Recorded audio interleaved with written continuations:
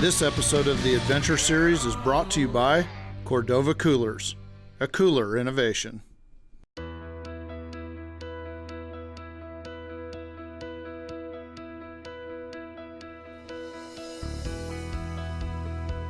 For the last several years, the caribou herds in Nunavik, located in the northern third of Quebec, have been in steep decline. Caribou that once numbered well over 1 million animals now number in the thousands. And the great migrations of the late 80s and early 90s are now a distant memory. It is the opinion of some biologists that too many caribou decimated the fragile Arctic ecosystem, which led to malnutrition, low calf survival, and high percentages of mortality. Year after year, the numbers of caribou declined. The George River herd, once numbering over 700,000 animals, is now at an estimated 12,000 caribou. However, there could be a glimmer of hope. It's reported that the Leaf River herd, while once numbering over 600,000 animals, has declined sharply, but reportedly still holds a population of approximately 325,000 animals. And while the population decline may still continue, it's leveling off and is holding at what some experts believe is the proper number of animals for the habitat to support. And I've been told that there's a huntable population of caribou that through responsible game management efforts can sustain both a subsistence and sport hunting harvest. Well, we obviously there was a big crash for the George River herd, which we cannot hunt anymore, and it's been the case for 5 years now. But the Leaf River herd still counts around 240,000 animals. Outfitters' clients take probably around 3,000 animals a year, so that's less than 1% of the herd. So is it huntable? Yes, for sure.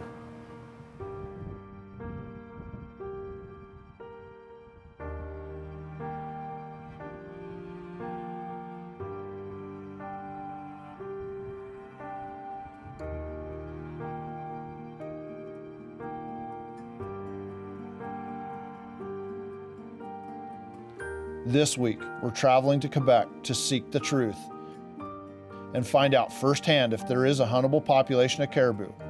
And if so, how good is the hunting? And is this a place where we want to send our clients to hunt each year? Additionally, many people have seen violence against police and law enforcement in the news. This week, in support of the Thin Blue Line and law enforcement across the nation, I'm bringing my good friend Deputy Cody Bowen with me. For all the time he puts into the community's youth at school and in sports, as well as helping me with our special youth elk hunts every year. That bull is an absolute giant. Give me a hug, dude. I am so proud of you. Oh my God. Cody deserved a dream hunt. So in late August, we loaded up the truck and headed for the airport to catch our flights north. Just getting to a caribou camp in the Arctic is an adventure in itself. First, we flew from Boise, Idaho to Minneapolis, Minnesota. Then caught a flight to Montreal where we spent the night. The next day started early. We boarded a bus and headed to a small airport to catch a flight to Lac Pau, where we would be broken up into small groups of 6 people and flown to our individual caribou camps and float planes.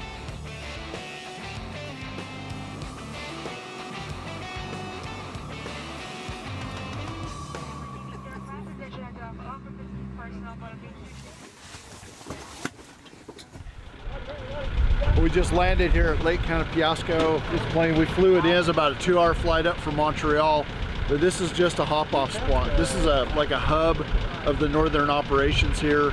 This is where we'll jump on to the float planes, get an otter or beaver, something like that, fly out to the lakes in smaller groups of 4 to 6 people, and that'll be our caribou camp for the week. Inside that red, that's his guide territory. That just shows you how far north we're going, and then up here on Gobble Bay and all this country.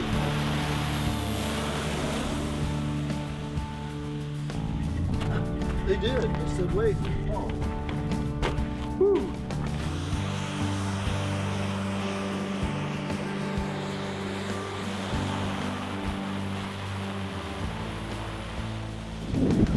I think this is where it all begins right here. And we're at the end of the road. This is where the big plane and the nice structures and the hot cooked meals and everything else stop. And everything from here north is where the fun begins. This is where everything gets real. Getting a smaller plane and fly this single turbine otter from this camp, this base of operations at Lac Powell, up to our Caribou camp, hour and a half to an hour and 45 minutes from here, depending on the headwind. This is where the adventure begins. Oh man, make quiet headphones. Let's go with this seatbelt.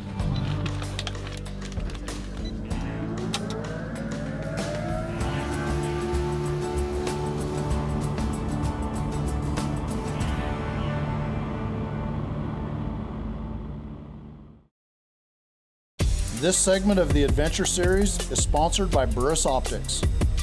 Find what matters.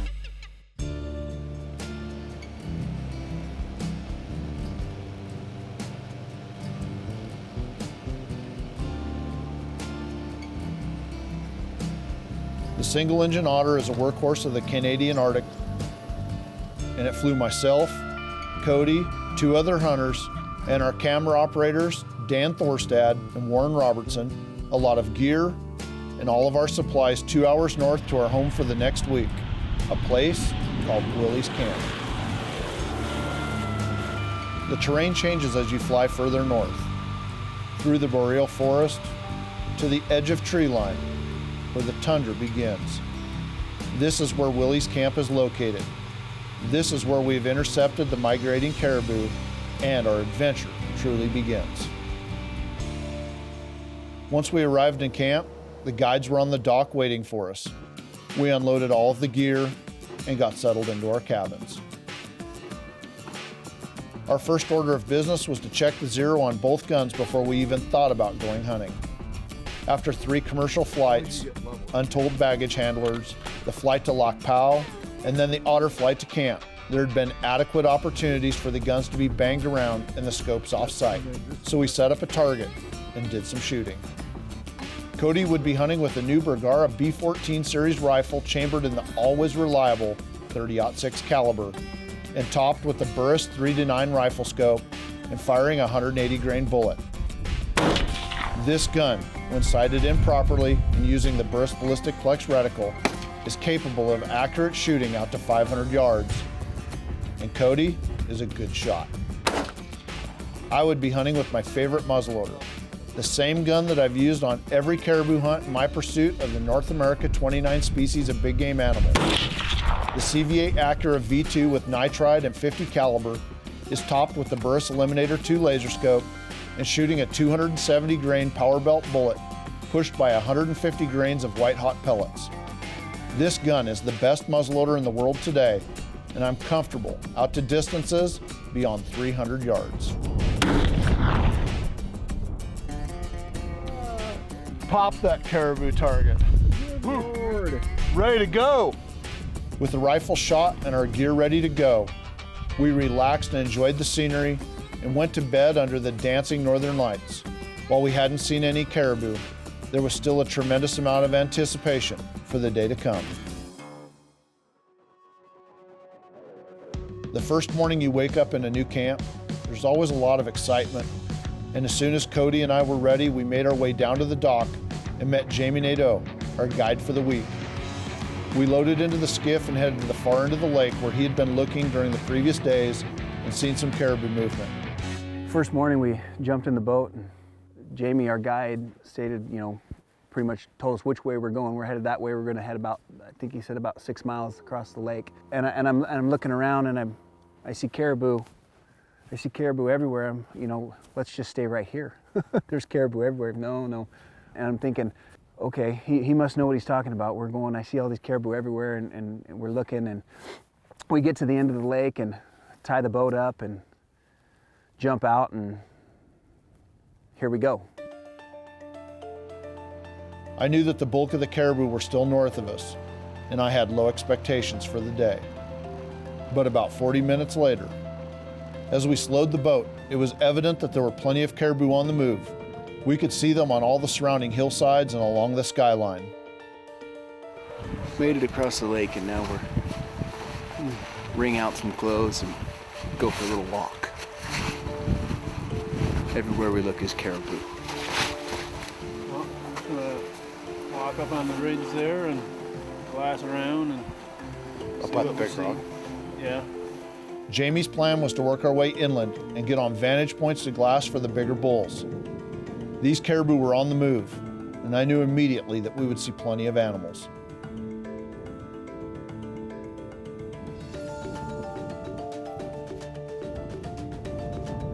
Cody's a great friend, deserving of this hunt, and while I've taken many caribou in my life, this is his first adventure hunt. I wanted to make sure that he took a bull first, not just any bull. I really wanted him to shoot an epic bull if we could find one. And to understand why, you would have to get to know Cody Bowen. My name's Cody Bowen. I live in La Grande, Oregon, a little corner in eastern Oregon. Back home, I work for Union County Sheriff's Office. I'm a deputy sheriff, patrol deputy. I currently have a position of a school resource officer. So in our community, I basically do my job within the school district of La Grande. Met Steve about 10 or 12 years ago through a mutual friend back home in La Grande, and I've been helping him out throughout the years. He does a lot of work with wounded veterans and elk hunts back home and elk hunts with terminal youth. Steve came to me one day and said, hey, I need somebody to work out with. I need somebody to get me out of bed every day, go to the gym with me and get me in shape for an upcoming hunt that he had. We went to the gym every morning for a few months in preparation for an upcoming hunt that he had, and he said, hey, we've got a caribou hunt coming up that I need somebody to go with me and take with me. And he said, being from Eastern Oregon, I knew that I'd never really have much opportunity to hunt a caribou, see a caribou, so I jumped all over that. And here we are.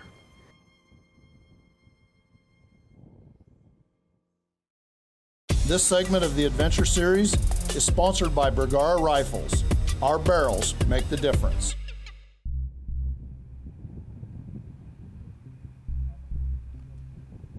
As we moved up on lunchtime, we'd probably seen 300 to 400 animals and passed on over 50 bulls. Some large enough for most hunters to be happy. But with only one bull caribou tag each in our pockets, we really wanted to make them count. And as the afternoon began, we started to see even more bulls. And it was quickly evident that it was just a matter of time before Cody had his chance to take a once-in-a-lifetime caribou.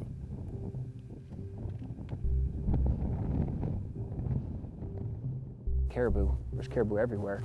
And it's just a matter of sitting and glassing and finding the right caribou. When we have hundreds and hundreds and hundreds of caribou to choose from, I have no idea what I'm looking for. I'll look at a bull and I'll see this great big rack and I'm thinking, okay, that's what I'm used to looking for. I see elk at home, I see a big rack, and think, all right, that'll work. There's so much more to it. I learned so much as far as the characteristics of each bull, the shovels, the points on the top, the scoreable points, just the knowledge that I gained watching these animals day in and day out was priceless. He's gone mad, caribou mad. We gotta go look for more caribou. The 1,300 we've seen today, bunch of wussies.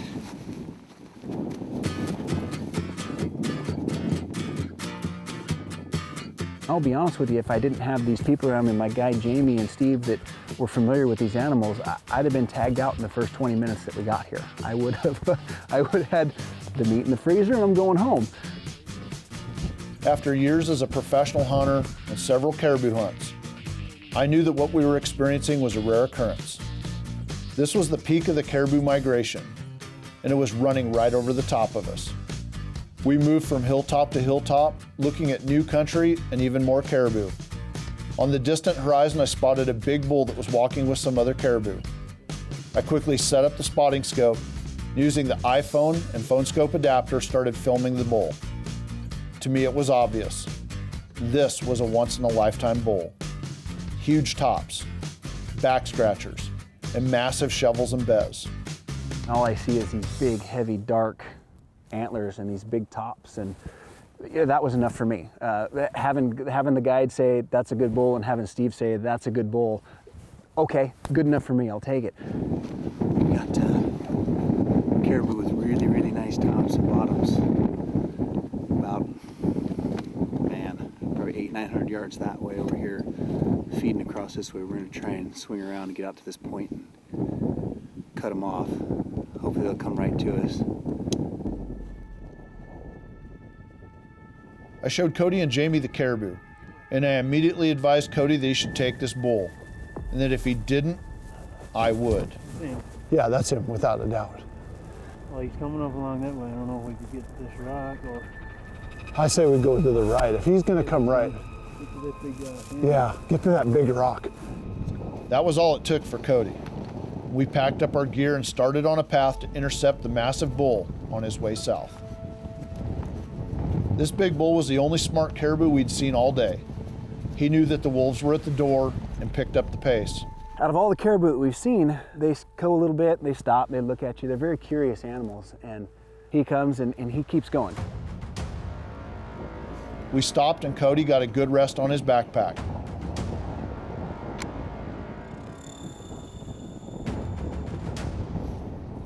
Yeah, that's him. Warren, you good?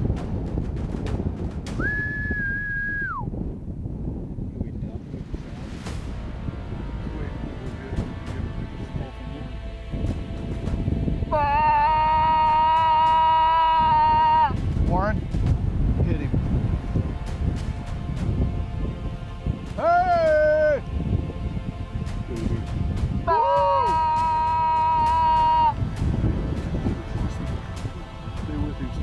So pretty soon he moves to the right down in front of us, and I run out of rock.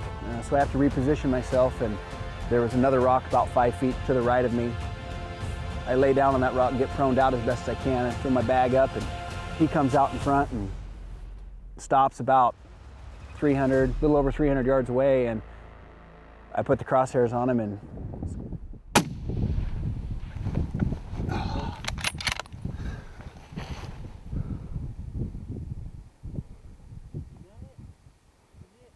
Is he hit? Yeah, he's going down. Oh, you did hit him. Hold on. Oh my, you did. You hit him good too. Yeah, Oh, right through the heart. Nice shot, Cody. thank you. Come on, buddy. Oh, you got it! Woo! So amazing! Nice shot, Awesome! Yes, way to go. that is a bull. Yes. This is so cool. This is so cool, man. Thank you. Anytime, buddy. Oh, Jamie. Thank you, man. This is awesome. Good spot, man. Way to see the horns coming from those antlers peaked up like Mickey Mouse ears. He shot him right through the heart. Like perfect. You It can't felt shoot good. better than that. It's a good rifle. The shot had been perfect. And while Cody didn't realize it at the time, he had just taken a Boone and Crockett record book caribou.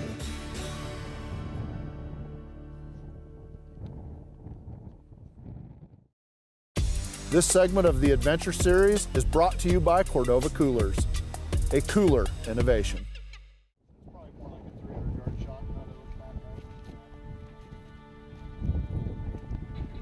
As we approached the downed bull, I could tell that we had just taken a special animal.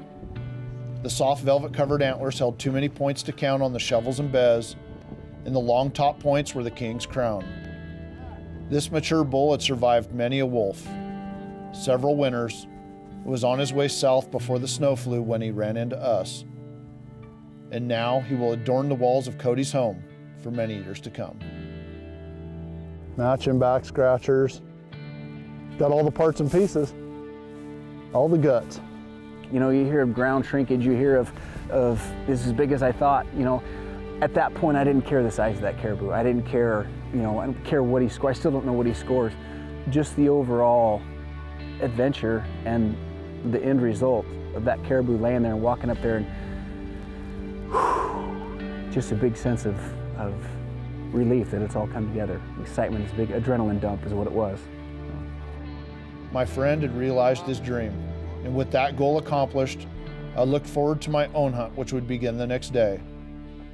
I needed to find a good bull and to take him with the CVA muzzleloader as part of my quest to complete a muzzleloader Super Slam of North America.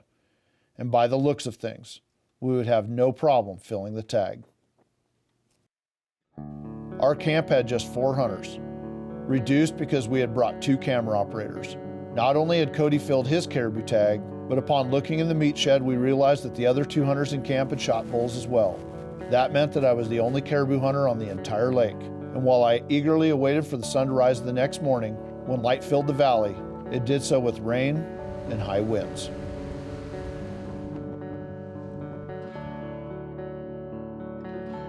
Now I will hunt in the rain, but high winds make the lake dangerous to navigate in a small boat, and the constant downpour is hell on expensive video equipment. So we decided to play it safe.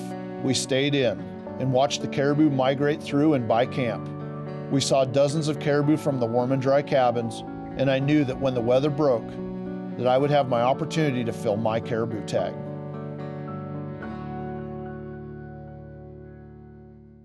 Yesterday we were weathered up pretty bad.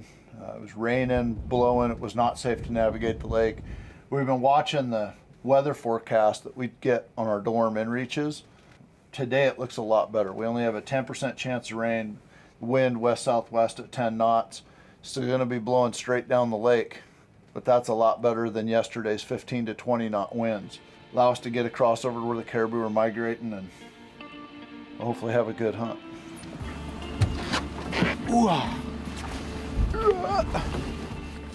It's quite a bit colder today, but we're going to take out, we're going to go clear down to the opposite end of the lake from where we hunted the day before yesterday. We've been watching a lot of caribou cross way down there, swim in the lake. There's a big cut down there that Jamie was telling me about. If the caribou are migrating on it and we're sitting on it, we should see quite a bit of action. The next day, I'm tagged out.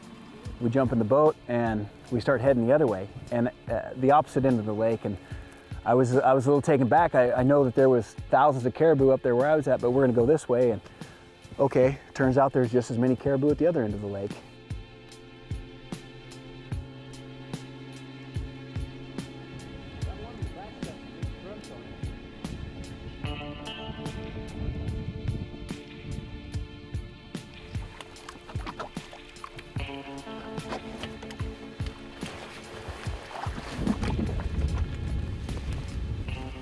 We got down here to the lake. We're kind of at the opposite end from where we were a couple days ago.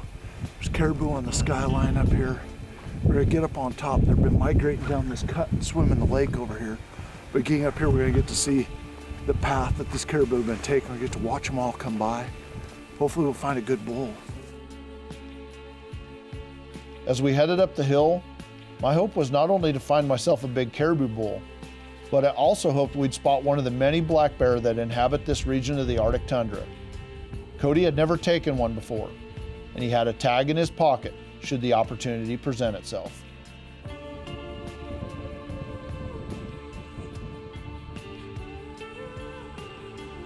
On our rocky vantage point, we could see for miles.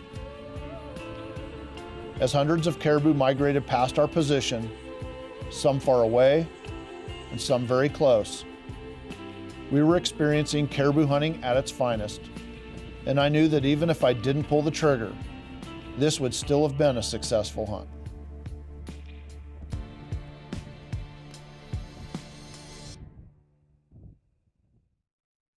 This segment of the Adventure Series is sponsored by Super Hides by Marathon Seat Covers.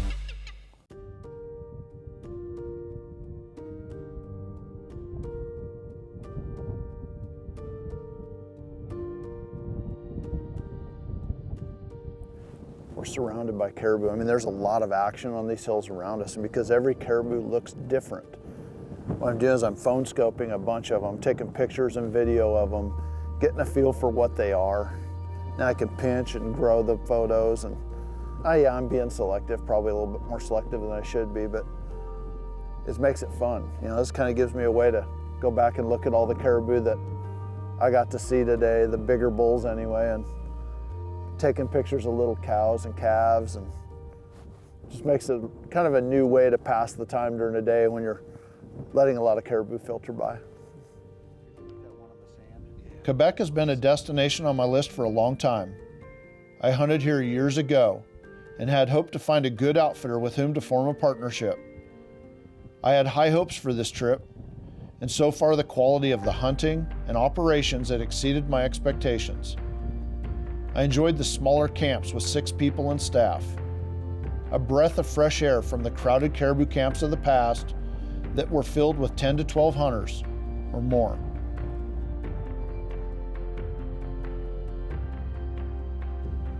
We set up in some rocks and I got out my spotting scope and used the phone scope and iPhone to look over several caribou bulls. The animals were still streaming past us in small groups, and by lunchtime, we had seen several hundred more caribou.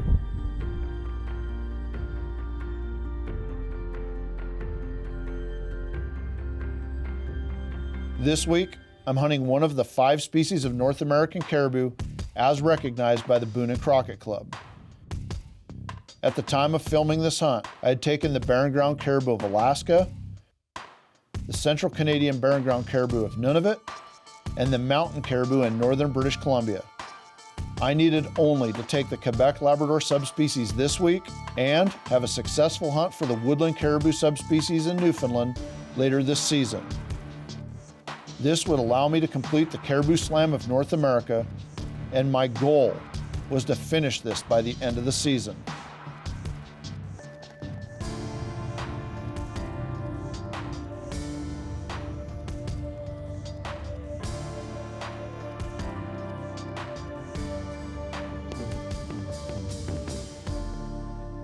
Jamie spotted a bull about 1.5 miles away from us here, all by himself. That's the way the big bulls are this time of year. They like to be alone, and he's up there in the rocks and he came down and we got a chance to put the spotting scope on him.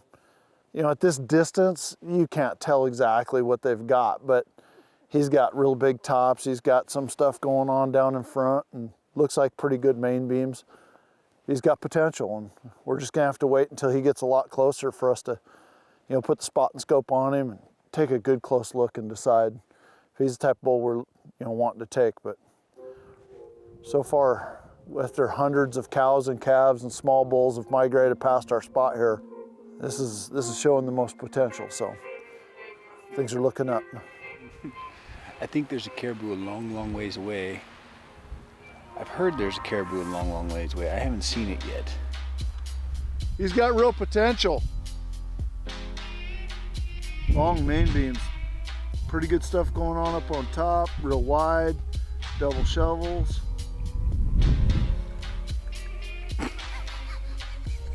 Yeah. What he said. Damn straight what I said.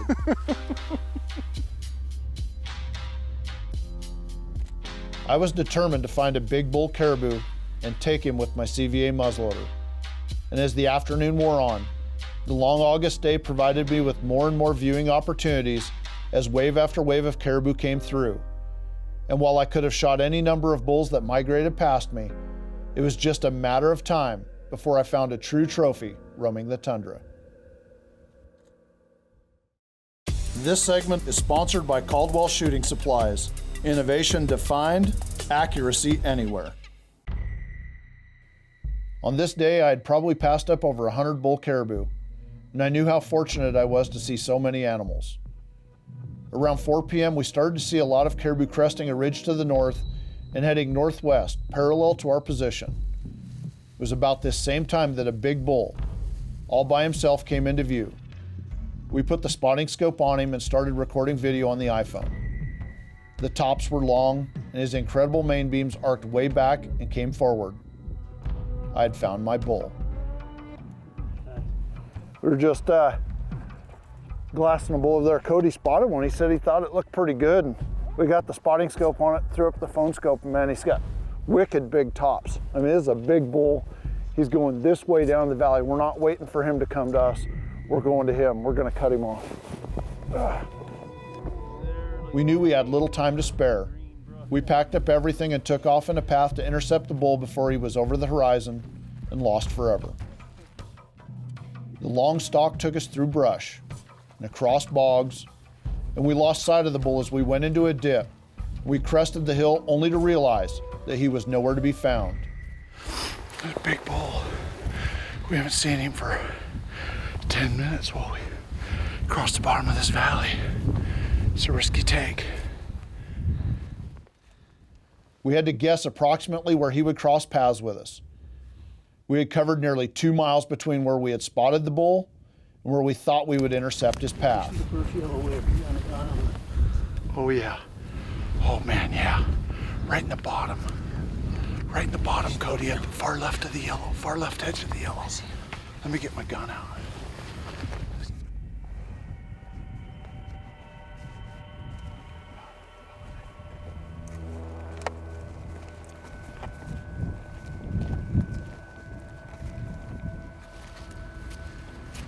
It was now or never.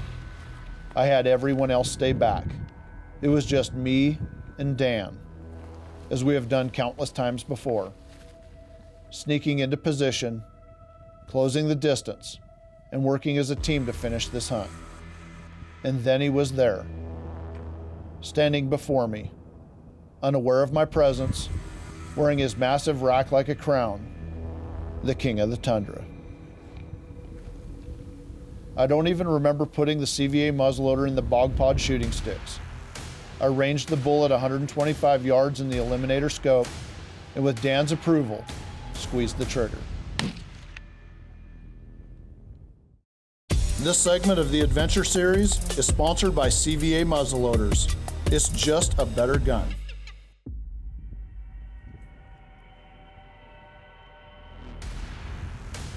This is the bull that I'd been waiting for. The one that several other bulls had been spared for, and my time was now, and his time was up. Yep. Got him.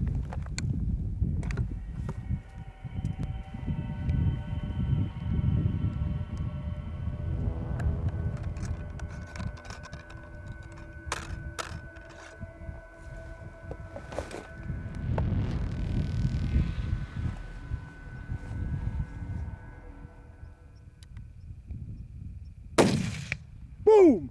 That's how you get them. That is a big caribou. That's the biggest caribou I've ever shot in my life, and I've shot a bunch of them. Oh!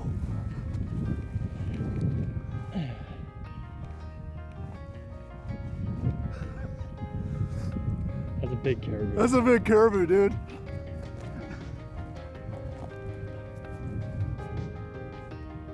He's tough.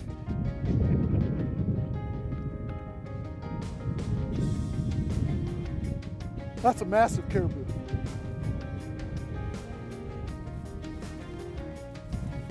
That thing is a toad. A toad. Good job. Oh, this is awesome. That's why we hold out. Yeah. Stop.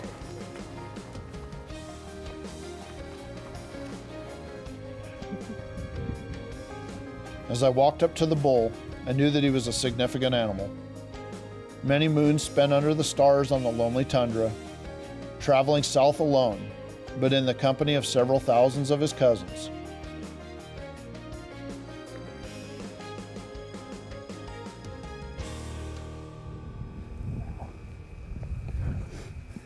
A little bit of him, huh? Nice job, man. Thanks, brother. Nice. Wow. We've spent the last 45 minutes to an hour just shooting photographs and video and immortalizing this bull for the amazing animal that he is. You know, this bull far exceeded my expectations for what I would find here in Quebec. Cody and I have both taken amazing, big, mature trophies, and we've seen thousands of caribou. This hunt has been an amazing experience, and it's one that I can hardly wait to go back to the office with and start offering to our clients, because I hope that everyone could come here to Quebec and realize that there's still a very, very good population of caribou on the Leaf River herd, And to take an animal like this just caps it off. We've got a couple of days left in our trip, and we're gonna get to finish it right. No stress, not worried about finding a caribou bull at the last minute, and just enjoy every minute of every day left in our trip before we fly out of the Arctic. But right now we're running out of daylight. We gotta break out the Havalon knives, get this bull caped out, boned out, get all the meat and trophy packed back down to the boat and back to camp. What a day. It's one that I'll never forget.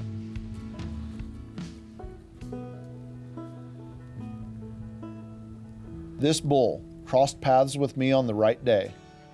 I'd been in the right place and at the right time.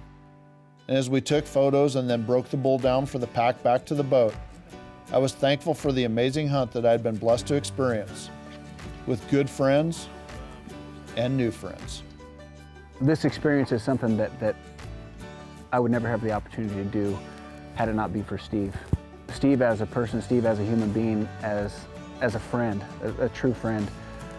The opportunities that he's given to me are endless. I don't have the words to thank him enough. I hope that he knows that I truly appreciate this experience. Without him, it wouldn't be possible, so thank you.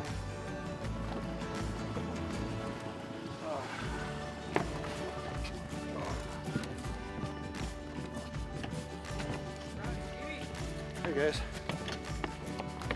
Squeeze one out.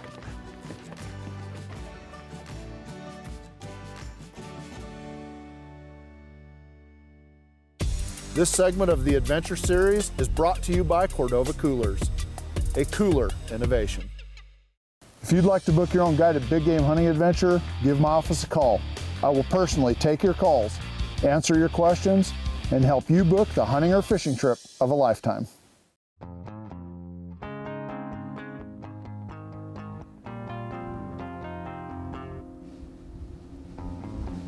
With everyone tagged out on caribou and 2 days left in camp, the trophies and meat were prepared for the flight back to Montreal.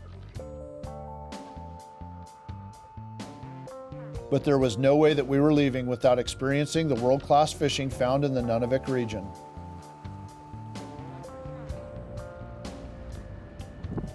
It's like the old man in the sea. We even let the rest of the crew in on the fun.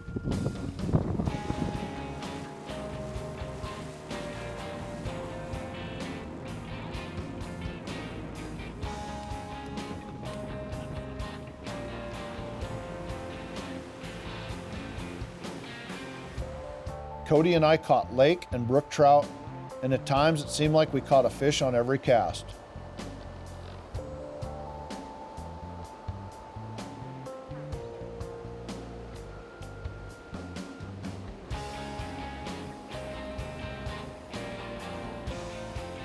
The last night we were in camp, we saw 3 wolves right from the cabins.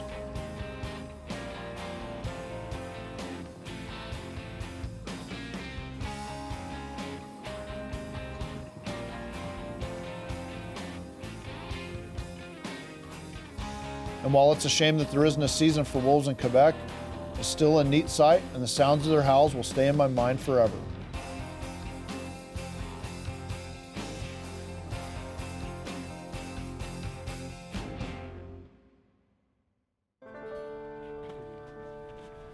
On the last day in camp, we packed up all of our gear, put it in the otter along with our caribou meat and trophies, and we flew back to Lac Pau and we started our travels home.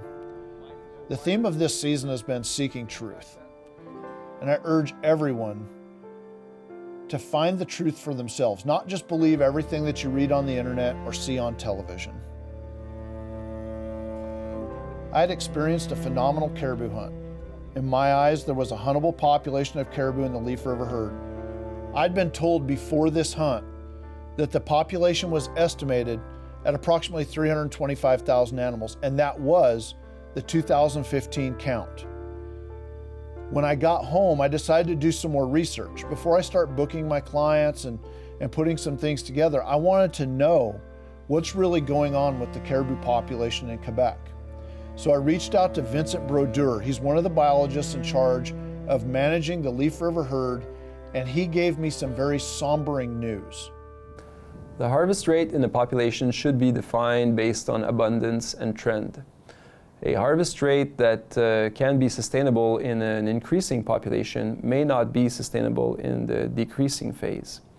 And currently, we still have an abundance that theoretically allows for harvest on the leaf river herd. However, the declining phase and the importance of the decline raises great caution. The land claim agreement provides Aboriginals with a right to harvest and also with a guaranteed level of harvest, which was set to sustain for their basic needs according to caribou as a resource. And sport hunting can only be allowed if the guaranteed level of a harvest can be sustainably achieved. And the excess of caribou that can be attributed to harvest then need to be shared between sport and Aboriginals. The current legal and biological context, when taken together, are not very favorable to all users because of the steep decline.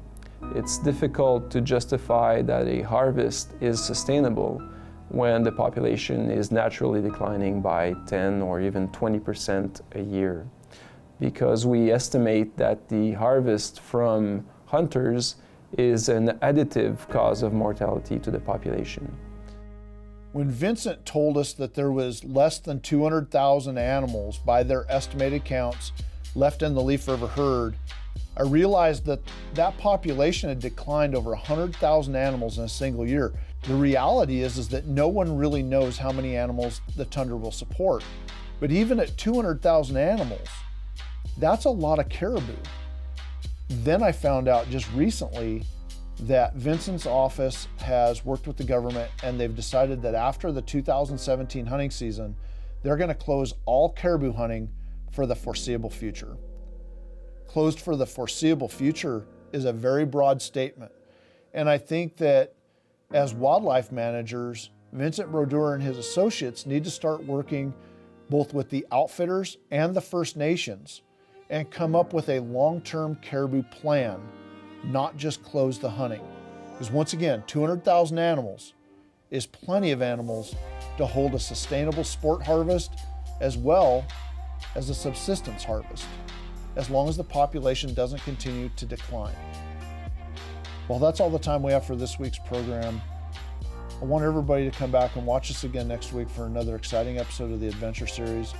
But during that week, I want you to think about something, the bigger picture. Think about how many people live on our planet, and at what point in time are we going to run out of the ability to feed everyone that lives here? We already see famine and drought and disease in Africa. At what point in time is mankind going to exceed the carrying capacity of its ecosystems? At what point in time are there going to be too many people that we can't feed everyone? Are we really talking about caribou? Or should we be looking at the larger picture?